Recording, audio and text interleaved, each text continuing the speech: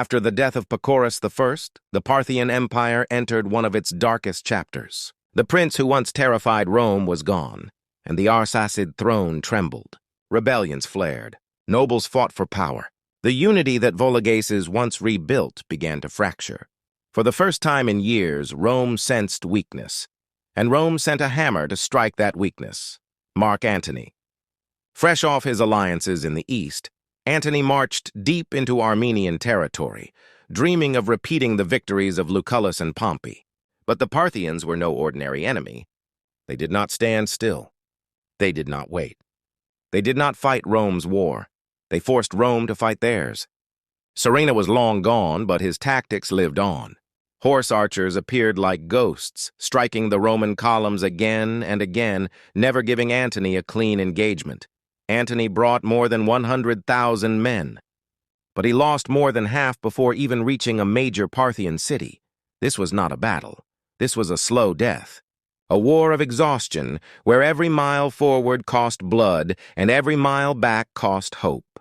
Antony's retreat became one of the greatest humiliations in Roman history. A second failure after Carrhae. Rome had tried to avenge Crassus, but instead repeated his nightmare. Yet Parthia, weakened by internal disputes, could not fully capitalize. Civil war erupted once again, and the empire split between rival kings. Then emerged Artabanus III, cold, calculated, hard as iron.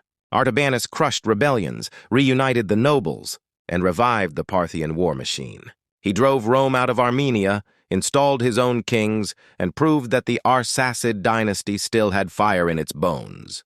It was during his reign that historians began asking a question that would echo for centuries. Why could Rome never conquer Parthia? Geography. The deserts were too open, the mountains too jagged. Rome's infantry could not outrun horse archers, and Roman supply lines stretched until they snapped. Tactically, Parthian warfare was a nightmare for legions.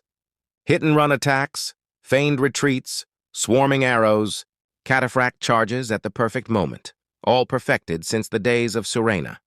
Economically, Parthia did not rely on city networks like Rome. There were no easy targets, no single blow that could collapse the empire. Every time Rome tried to break Parthia, Parthia bent, but did not break. And in the end, Rome never conquered it. Not once, not ever.